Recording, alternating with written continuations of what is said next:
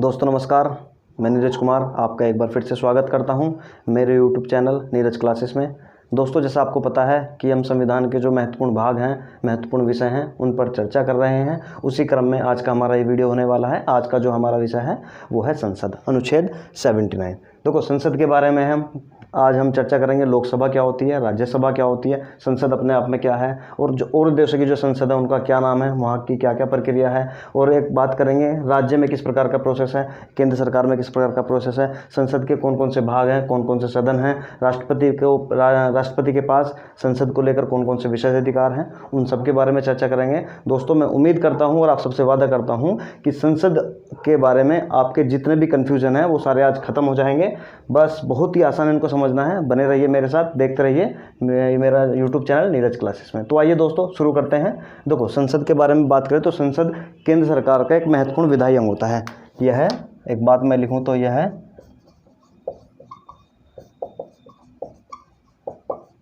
केंद्र सरकार का विधायी अंग है। केंद्र सरकार का एक महत्वपूर्ण विधायी अंग होता है। और इसकी चर्चा की बात करें तो चर्चा इसकी मिलती है हमें अनुच्छेद, देखो वैसे तो अपने आप में सिर्फ संसद के बारे में बात करें तो संसद 79 में हमें देखने को मिलता है, लेकिन अगर पूरे संसद की प्रक्रिया की बात करें तो अनुच्छेद 79 से ये तुम्हें 122 तक, 79 से 122 तक हमें देखने को मिलती है। तो 79 से 122 में हम क्या क्या चीज़ें देखते हैं एक बार देख लेते हैं। संसद के गठन हमें इसमें देखने को मिलता है, संसद की प्रक्रिया, संसद की संरचना, संसद की अवधि और संसद के विशेष अधिकार। ये सब हमें अनुच्छेद 79 से 122 तक देखने को मिलते हैं, विशेष अधिकार।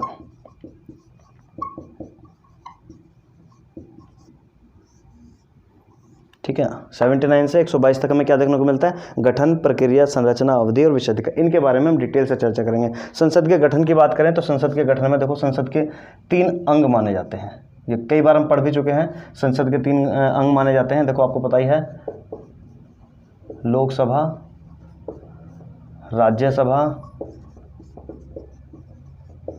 संसद को समझना बहुत ही आसान है, देखते रहिए मेरे साथ। लोकसभा हो गया, राज्यसभा हो गया और राष्ट्रपति।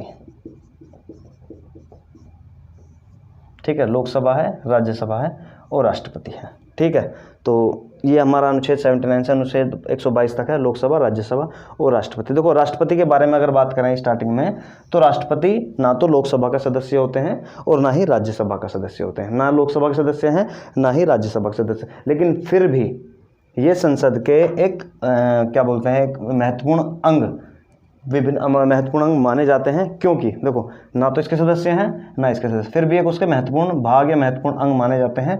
क्योंकि देखो कोई भी विधेयक जब तक विधि नहीं बनता, जब तक उसको राष्ट्रपति से स्वीकृति नहीं मिल जाती, चाहे वो लोकसभा का हो या फिर राज्यसभा का हो, विधि नहीं बनेगा जब तक राष्ट्रपति से स्वीकृति नहीं मिल जाती। तो राष्ट्रपति के पास लोकसभा या राज्यसभा या संसद के कौन कौन से विशेष अधिकार हैं। राष्ट्रपति एक बार देख लेते हैं, राष्ट्रपति के विशेष अधिकार।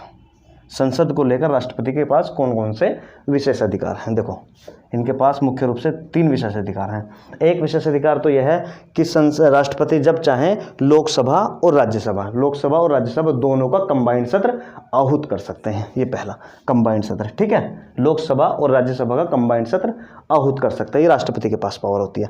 दूसरा, लोकसभा का विघटन कर सकते हैं। देखो लोकसभा का विघटन होता है, कैसे होता है वो हम लोकसभा के बारे में डिटेल से पढ़ेंगे जब बताएंगे। लोकसभा का विघटन कौन कर सकता है, राष्ट्रपति कर सकते हैं। तो पहला क्या था, कंबाइंड सत्र बुला सकते हैं। दूसरा क्या है, लोकसभा का विघटन हो सकता है। ठीक है, तीसरा क्या है, तीसरी ये शक्ति है जब संसद के सत्र ना चल रहे हों। देखो संसद ठीक है, लोकसभा, राज्यसभा, राष्ट्रपति तीनों को मिलकर संसद बनती है। ठीक है, तो जब संसद के सत्र ना चल रहे हों उस समय राष्ट्रपति अनुच्छेद 123 के तहत, यानी 123 अनुच्छेद 123 के तहत अध्यादेश जारी कर सकते हैं। ठीक है, अध्यादेश जारी करने की शक्ति किसके पास है, राष्ट्रपति के पास है। किसके पास है, राष्ट्रपति के पास है। अनुच्छेद 123 के तहत जब संसद के सत्र ना चल रहे हों तो अनुच्छेद 123 के तहत राष्ट्रपति अध्यादेश जारी कर सकते हैं। उस जो अध्यादेश है उसकी अवधि कब तक होती है, अध्यादेश की अवधि होती है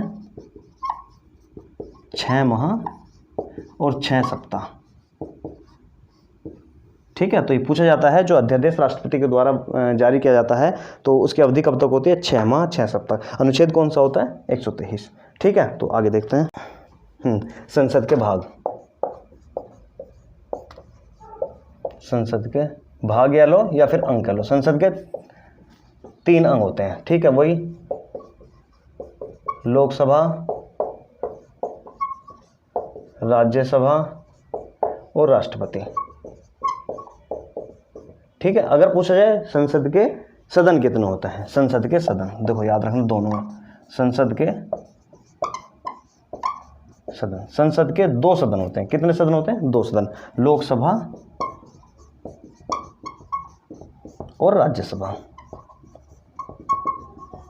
संसद के अंग पूछे, भाग पूछे तो 3, लोकसभा, राज्यसभा और राष्ट्रपति। और संसद के सदन की बात करें तो सदन की बात करें तो सदन में होंगे 2, लोकसभा और राज्यसभा। देखो 79 में संसद है और इस 80 अनुच्छेद 80 में तुम्हारा राज्यसभा है और 81 में तुम्हारी लोकसभा देखने को मिलती है। 81 में लोकसभा का उल्लेख है, 80 में राज्यसभा का उल्लेख है। तो याद रखना, सदन की बात करें तो 2 और अंग की बात करें तो 3। ठीक, आगे देखते हैं दोस्तों। देखो जैसा आपको पता है, भारत की बात करें, भारत में क्या है? संसद, कितने सदन हैं? 2 सदन, लोकसभा और राज्यसभा। ठीक है, तो 1954 से पहले की अगर बात करें तो इनके नाम कुछ अलग थे। संसद के जो नाम थे, जनता का सदन, लोकसभा को जनता का सदन बोलते हैं और राज्यसभा को राज्य परिषद ये बोला जाता है। ठीक है, अगर ऐसी बात करें अमेरिका में देखें तो अमेरिका की जो संसद होती है उसे कांग्रेस बोलते हैं। अमेरिका की संसद को क्या बोलते हैं? कांग्रेस। वहां पर भी 2 सदन होते हैं। देखो ये जो लोकसभा होता है इसको निम्न सदन बोलते हैं, निम्न सदन या निचला सदन, और राज्यसभा को उच्च सदन। ऐसे यहां पे होता है रिप्रेजेंटेटिव और एक होता है तुम्हारा सीनेट। ये निम्न सदन होता है, जनता का सदन, और सीनेट होता है उच्च सदन। ठीक है, ऐसी बात करें ब्रिटेन की, ब्रिटेन में संसद को ताज बोला जाता है। वहां पर भी भारत की तरह, अमेरिका की तरह 2 सदन होते हैं, हाउस ऑफ कॉमन्स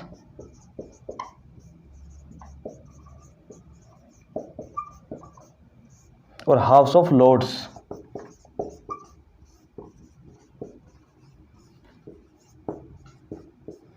ये निम्न सदन है और ये तुम्हारा उच्च सदन है।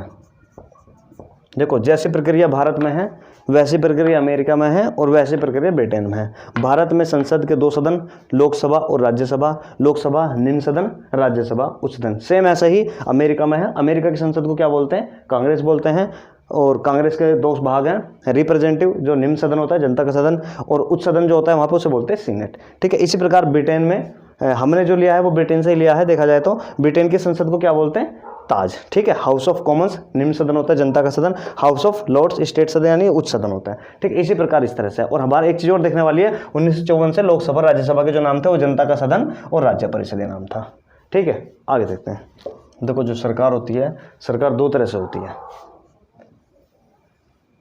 एक तो केंद्र सरकार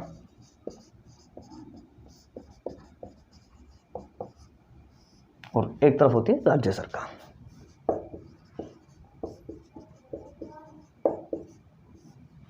केंद्र में केंद्र सरकार और हर राज्य में होती है राज्य सरकार। केंद्र सरकार की अगर बात करें तो जो कानून बनाने का काम होता है, जो विधायक होता है, उसे केंद्रीय विधायिका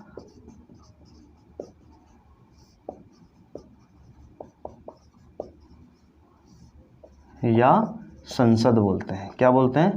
संसद। केंद्रीय विधायिका या संसद बोलते हैं। राज्य में जो ये काम करता है उसे विधानमंडल बोलते हैं।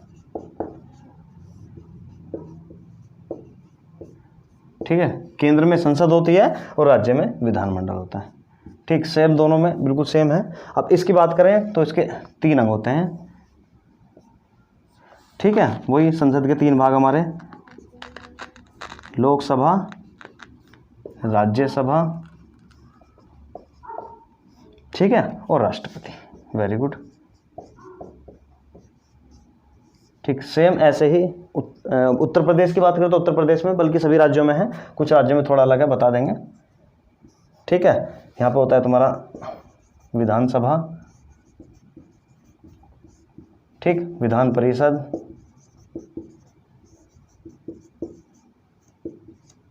और तुम्हारे राज्यपाल।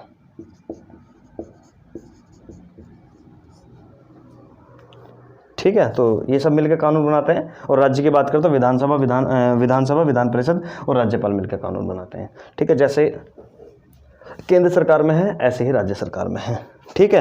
तो केंद्र विधायिका मतलब संसद, वहाँ पर संसद का काम कौन करता है? विधानमंडल करता है। देखो हर राज्य में विधान परिषद नहीं है, कुछ राज्यों में है, कुछ में नहीं है, 6-7 राज्यों में ही है, ठीक है। तो हर जगह विधानसभा और राज्यपाल ही होते हैं, ठीक है। लेकिन केंद्र की बात करें तो लोकसभा, राज्यसभा और राष्ट्रपति तीनों मिलकर संसद का निर्माण करते हैं, और यहाँ पर तुम्हारे तीनों मिलकर विधानमंडल का निर्माण करते हैं, ठीक है। अब हमारा जो मोस्ट रूप से हमारा जो टॉपिक है वो है संसद, अनुच्छेद 79। और लोकसभा में अगर बात करें तो लोकसभा यहाँ पे 80 आ जाएगा, और अनुच्छेद 81, ठीक है। राष्ट्रपति के बारे में हमने डिटेल से पढ़ लिया है। राष्ट्रपति के बारे में डिटेल से अगर आपको पढ़ना है तो हमारी एक वीडियो है, उसका लिंक आपको डिस्क्रिप्शन में मिल जाएगा, वहाँ से देख लीजिएगा। और लोकसभा और राज्यसभा इनके बारे में डिटेल से चर्चा करते हैं, आइए देखते हैं, ठीक है। तो हम देखते हैं लोकसभा और राज्यसभा दोनों में डिफरेंट क्या है, दोनों की स्पेशलाइजेशन क्या है वो देखते हैं। मैं एक तरफ लिख देता हूँ लोकसभा और एक तरफ लिख देते हैं राज्यसभा, दोनों की डिटेल से चर्चा करते हैं। तो राज्यसभा में अनुच्छेद 80 में और लोकसभा में अनुच्छेद 81 में देखने को मिलता है। अनुच्छेद 81, अनुच्छेद 80, ठीक है, ये अनुच्छेद है, ठीक है। सबसे पहले देखते हैं जो लोकसभा है वो जनता का सदन है, ठीक है, भारतीय जनता का सदन है, जनता के प्रतिनिधित्व को अगर पहले पॉइंट की बात करें तो जनता का प्रतिनिधित्व है, और ये राज्यों का प्रतिनिधित्व है। नंबर 1 जनता का प्रतिनिधित्व, संसद में जनता का प्रतिनिधित्व, ठीक है। और ये संसद में राज्यों का प्रतिनिधित्व, इसकी भी बात करें तो राज्यों का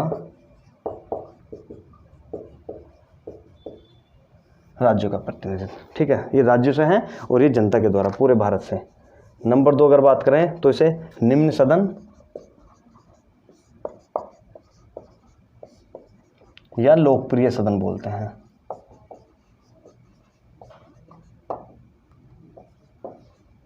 ठीक है। निम्न सदन, लोकसभा को निम्न सदन या लोकप्रिय सदन बोलते हैं, और इसकी यहाँ पे बात करें तो इसे उच्च सदन बोलते हैं, ठीक है।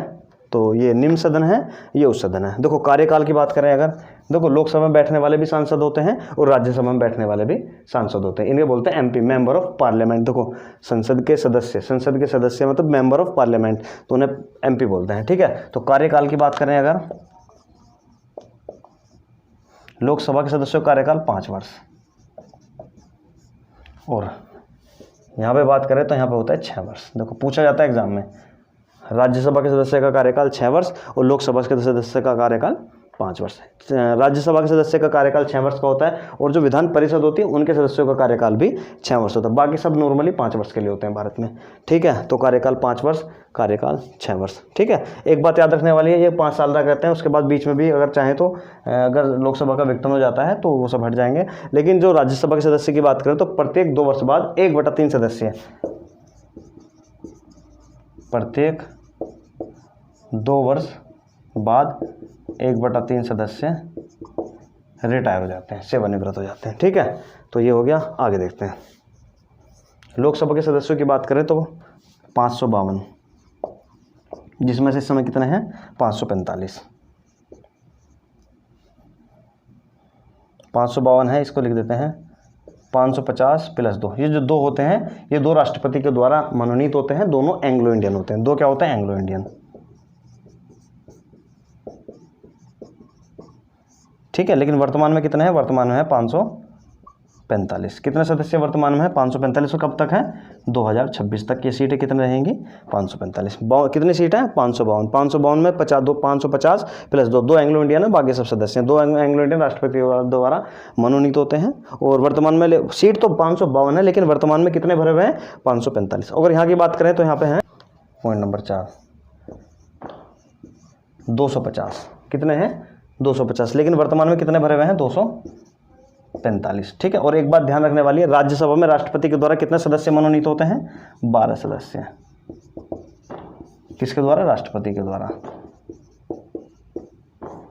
ठीक है। लोकसभा में राष्ट्रपति के द्वारा 2 सदस्य, राष्ट्रपति के द्वारा 2 सदस्य, और राज्यसभा में 12 सदस्य राष्ट्रपति के द्वारा मनोनीत होते हैं। ठीक है। तो जनता का सदन हो गया, ये राज्यों का प्रतिनिधित्व करते हैं। ये निम्न सदन है, लोकप्रिय सदन है, ये उच्च सदन है। कार्यकाल 5 वर्ष का होता है, यहाँ कार्यकाल 6 वर्ष का होता है। प्रत्येक 2 वर्ष बाद 1/3 सदस्य रिटायर हो जाते हैं। ये इनके सदस्यों की संख्या है। ये सब संसद के बारे में था। उम्मीद करता हूँ कि वीडियो आपको पसंद आई होगी। यदि पसंद आई है तो प्लीज़ शेयर करें, सब्सक्राइब करें, और यदि आपने चैनल को सब्सक्राइब कर दिया है तो बेल आइकन जरूर दबाएं। Thank you so much.